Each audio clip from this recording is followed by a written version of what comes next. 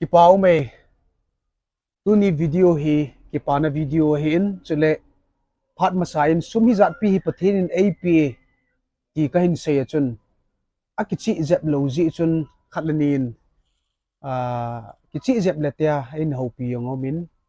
ye chun tu ni na ki chi zep bin video ana simu hitin chiao zo simasangin pathin in phat thei bu ba sumle pai apu sumchu kimin hin la do in Jan ha in pu Dominic Pau khulun le in sungmi ten sumle pai ki mu ho zo se ele kimi khoda ahin heng tawin tarik li December date for 2022 nia chu lani khingjang muna release igabolo hin cha sum ki mu ho chu a khumuna yang chu in pi do hi tan hi jong le nangnin hin pul honin langlam kamuna kipitu na hoite ta chung ki dal ha in yan lain in ko lanin sumho ap hon tain chi suma hi pi bol di hom ti cho zo lam le an seu hitin sum ki mudan detail di win hin seu ti yong au mai ji chun chief guest pa hi khuchi more lang ho hen chule guest of honor hi suknu ho hin functional president wang chu khingjang khomun mi hin chief guest le guest of honor hin tarik thum ni zan chun in dal lu tawin tarik li sunday ni program ding chu satal de ni in ahung thung gam tawina guest ho amo ho thum hin jin gun ho thum hin lak khat al hidwin chule vip son in pe ho to hile akichi ta sei ding chun lak ni le sang som thum le sang nga hi na sum hi ni ngai lut na ichan dan ho alo pin pathin ama te chu sumil ngai poi ti mu chin win hasam pum puma ka zui hi jong le hat ta in pathin in phat thei bu ka ki pa in tua pada kum git hi kanung va dai le kun chil na thei tampi thein te ama wang do pum pumin in kho hi maban ang ki sungin tunin ilor hin tawin ka gel dana ba le itu simu wadi nga jong hi tabong hi khabe lovin jong ka gelin na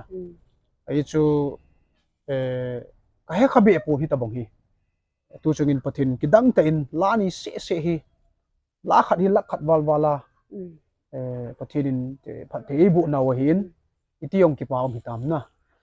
nga chi sa ka hin kho phat khat sung hi ka simai le ka first step hi wa choi dia lom kan sa in wa choi dia lom lo lo kana wa choi ji chun ka first step hi wa choi dia lom hi tin ka hin bolin na le release ding kun cha ti chu copy sang khat hi ka bol do hitan release ding kun cha in Salom Bible College Sapormena aki society thu ka zain he chun ha ta in ai hopin ke jinei chanei le gan thein Bible simjo pung ka tin ai ti chun Salom Bible College cha ding in donate kana bolin in sumi ti hote ke homan in na banjamin kaung da mo kitan di phailin munachun pu boizang le loi phap khadin laizon thangcha fans tin ngai lut nazalin aki form movin amo chun cassette release ai bol pi win na chun la git ha na zion copy pan na hel ham na iti ho chani ki thin suin nui zat jong kiti de ha lungsi jong ti de ha release ka bol chai win camera man hoi sound system ipp ho pp ham ka man thil ho ka pi do le jasegi wal li tan la ma pada cassette release aung kyunga jasegi walin di phailina cassette release chuna chizo win phan hong che kidin deputy director pa kai kamin sponsor an bol kidin jinu tala kan salhanin ei ma sponsor hi lo ji chun cheong chun sumi mu pugin na chu ai tie ta chu kai khat na chu ai pun hi chi kum segi kum git sunga hin kun chil na thei ding ome na lung tha dai na thei chu ji ya bang kum le na ke wang hin pi ha lung tha dai na thei ding hi ka to mun thovin na zilo ka hi to ai lu le na ipiam tha sam na dim se le ki hi jin nam mi ten pathin tu sei ding chana jong in dei lo na kom yong ana me hi jong le tho tun tunin in khoi ma ba na hum ki sungin hello pum pumin thasam ta in pathin nung yong ki zuin a hi wangin la pathin in la kang povin ha sat na buina ho jong pathin mi ki tho pi jung vin ikimu pi jung vin e chun pathin meli mu na we bo be na chu phat moi tai se na choi puina iti hinawin na hele kum gil chan hum ki phat hen lagaw kum jong pathin invest pin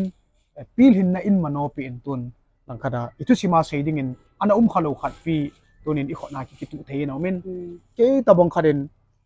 lo hal hon lo jong leng kum khana lak khat yong kal ho do di nam na thala sam ima cha hilo pa he tunin ami te ngai lut na pathin ei chan sa in hiti hin samsung ka simai le ami te chu leng le lalte ho ta ki bop sa in milin ho ta ki zol sa atina tunin cho hi aki changin e chon ki pa uma ma jing khat hin iti yong ka sei chim de ham na nge sum ka mu jen ka ki pa atina chai pu na lang kha dai chi sang ki pa na langa wa ki pa na chu ki ne e jong le leila ma yong cha poi mo pha na pathin in pi pa hi gel le a poi mo dung zu ya na tong ji pathin ne na e di chon tunin i lo le ngo ben mi ngai lut na a ki chan dan ho khing jang khomu na chon imu chin ta win na chele sumil thelo chu gamin pha kit le han ku Dominic Pau khulun le in sumi te hi aki sumil pon tauna jong aki hejing in ti chu midango chun tampi chun ei ki thopinan te jong le het thei pin dinga isei do no mu chu sponsor ai bol pi a release the ding program ya suma pa ne go ich chalo hila na ti ti ai pan pi a hi ku Pau khulun le in sumi te khing jang mun na na amo te hi ben sum su mo ho hi kiti tahan nang le seiding in mai hi pun na apun cho hoyong nang in namuin pun a cho mai yong chu ya ni tam pun som thum lam pi ki go nga hen chiang cham ban thom hi lo na a hoi chi chele bonga tha hi ki na hausa pi le hausa pu wang chen an chang pu do ni na chang tin ya nam pa tang lon tin som wala tang lon di cho nen mele bu ho jong ki to chen na awal yong lovin aki chain pathin thil bol hi na awal jong hilo awat jong hilo aki to chat ding pathin mi a pg cho tunin ki pa uma jingin a bol lo na tiute na pu Dominic Pau khulun le in sumi te ni chi sponsor a bola sumle pai imu na thei ding lampi ne khat agun na hon hi le gari ai vet lal pi thona hin na gari 2009 model khat ka tolin abong lampia isit dan na umin yo zo se ai vet lal pi ding in pathinin pu Pau khulun le in sumi te ai mang chain tunin gari hi ai vet lal pi u a hi tolhonin gari khat bang chu la lo hi thei ta pun na ya chum tunia gari la dinga yong hi ka ko a hin sum ai pi do jong le nawa ki sahi ne pa nang jong na hung pan ding a he mi ki til khau thein ding le ka ki pa vet sa na ken hi chi youtube mi ki so na dinga ka bola hi pun ka diary hi na e chi dinga chu a hi jin na hung pan de he ti chu ka se hin hung do de ha chu ka he pun ama wang to a he kimi yong a ki sa chai tan a ki go chai tan chi a ki chai le gari la chu ka chi ran dingai ta kitabang gari akan pu de ham na ama sa ka pu na 2009 modera bang le akang hung do lampi ka bui hon chi hotam ta ichi gari second hand dui ta khat ka sin na athu sim yong hi par khat le suit ki do hitin na in ko ithu sim sema ki hin na ithu sima hin epp pang hi ta mi cho hi patin nei pui da na hin e jun to jong gari tha ai ro le atha khat kan to hon ding hi EP gari hi diam ti chu aban video ananga onlang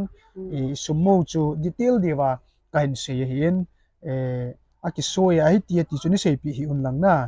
ke man ka kilo do aka sei le chun tu tia ni sei the o hin hi chi ngai lut na mi ni pe pa na chu ngai lut ne ki ti sial po te na ya chu thing ta kanam mi te ho ko ma kain pun do hin tin na bol khilom jong le ki ngai da mu hi te ama wang i bol kha o ma ai lo ikitil khau thin na diu au mai le pathin i thu ho i kyolim na ho phat thei bu in tin non jang taw nan nin zuin lang video ban ni nga pi ta win ka hin tin chini dinga chun ikimutu ka lai sevin na bon chavin sun tin chibai zan tin mangpha